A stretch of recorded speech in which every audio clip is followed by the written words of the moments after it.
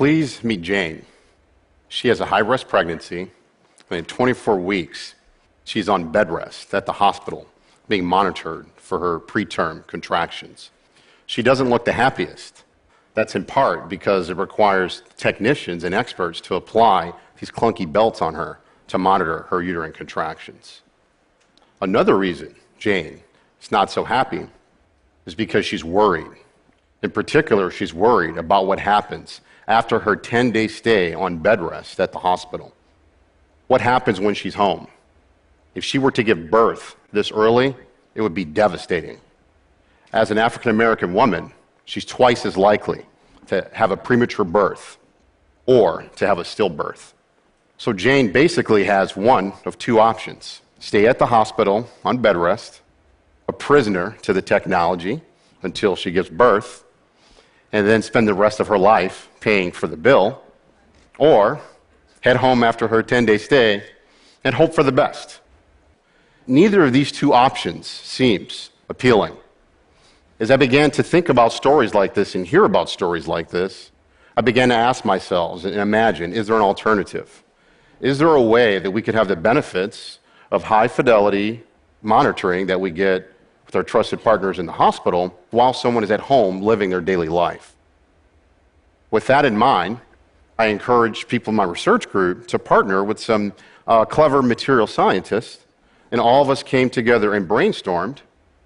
And after a long process, we came up with a vision, an idea of a wearable system that perhaps you could wear like a piece of jewelry, or you could apply to yourself like a Band-Aid. And after many trials and tribulations and years of endeavors, we were able to come up with this flexible electronic patch that was manufactured using the same processes that they use to build computer chips, except the electronics are transferred from a semiconductor wafer onto a flexible material that can interface with the human body. These systems are about the thickness of a human hair. They can measure the types of information that we want, things such as bodily movement, bodily temperature, electrical rhythms of the body, and so forth. We can also engineer these systems so that they can integrate energy sources and can have wireless transmission capabilities. So as we began to build these types of systems, we began to test them on ourselves in our research group, but in addition, we began to reach out to some of our clinical partners in San Diego and to test these on different patients in different clinical conditions, including moms-to-be, like Jane. Here is a picture of a pregnant woman in labor at our university hospital, being monitored for her uterine contractions with the conventional belts.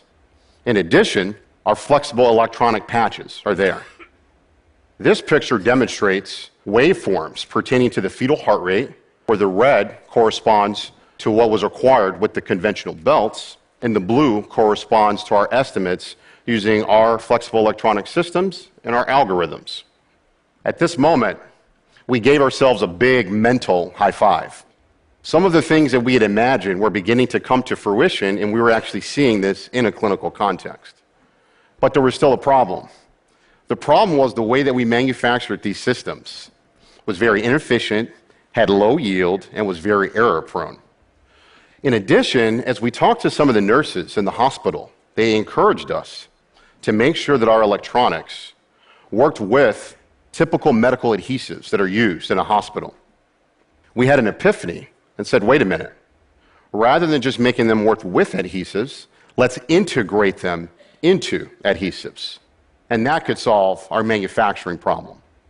This picture that you see here is our ability to embed these sensors inside of a piece of Scotch tape by simply peeling it off of a wafer. Ongoing work in our research group allows us to, in addition, embed integrated circuits into these flexible adhesives to do things like amplifying signals, digitizing them, processing them, and encoding for wireless transmission. All of this integrated into the same medical adhesives that are used in the hospital. So when we reached this point, we had some other challenges from both an engineering as well as a usability perspective to make sure that we could make it used practically. In many digital health discussions, People believe in the idea and embrace the idea that we can simply digitize the data, wirelessly transmit it, send it to the cloud, and in the cloud we can extract meaningful information for interpretation. And indeed, you can do all of that if you're not worried about some of the energy challenges. Think about Jane for a moment. She doesn't live in Palo Alto, nor does she live in Beverly Hills. And what that means is that we have to be mindful about her data plan and how much it would cost for her to be sending out a continuous stream of data. There's another challenge that not everyone in the medical profession is comfortable talking about, and that is that Jane does not have the most trust in the medical establishment. She, people like her ancestors, have not had the best experiences at the hands of doctors, in the hospital, or insurance companies. That means that we have to be mindful of questions of privacy. Jane might not feel that happy about all that data being processed into the cloud. Jane cannot be fooled. She reads the news. She knows that if the federal government can be hacked, if the Fortune 500 can be hacked, so can her doctor. And so with that in mind, we had an epiphany. We cannot outsmart all the hackers in the world, but perhaps we can present them a smaller target. What if we could actually, rather than have those algorithms that do data interpretation run in the cloud, what if we have those algorithms run on those small integrated circuits embedded into those adhesives? And so when we integrate these things together, what this means is that now we can think about the future where someone like Jane can still go about living her normal daily life.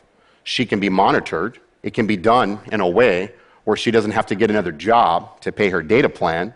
And we can also address some of her concerns about privacy. So at this point, we're feeling very good about ourselves. We've accomplished this. We've begun to address some of these questions about privacy. And we feel like pretty much the chapter is closed now. Everyone lived happily ever after, right? Well, not so fast. One of the things that we have to remember, as I mentioned earlier, is that Jane does not have the most trust in the medical establishment. We have to remember that there are increasing and widening health disparities, and there's inequity in terms of proper care management. And so what that means is that this simple picture of Jane and her data, even if her being comfortable, being wirelessly transmitted to the cloud, letting a doctor intervene if necessary, is not the whole story. So what we're beginning to do is to think about ways to have trusted parties serve as intermediaries between people like Jane and her healthcare providers. For example, we've begun to partner with churches and to think about nurses that are church members that come from that trusted community as patient advocates and health coaches to people like Jane. Another thing that we have going for us is that insurance companies increasingly are attracted to some of these ideas. They are increasingly realizing that perhaps it's better to pay $1 now for a wearable device and a health coach rather than paying $10 later when that baby is born prematurely, ends up in the neonatal intensive care unit, one of the most expensive parts of a hospital. This has been a long learning process for us. This iterative process of breaking through and attacking one problem and not feeling totally comfortable and identifying the next problem has helped us go along this path of actually trying to not only innovate with this technology, but make sure it can be used for people who perhaps need it the most. Another learning lesson that we've taken from this process that is very humbling is that as technology progresses and advances at an accelerating rate, we have to remember that human beings are using this technology. And we have to be mindful that these human beings, they have a face, they have a name, and a life. In the case of Jane, hopefully, two. Thank you.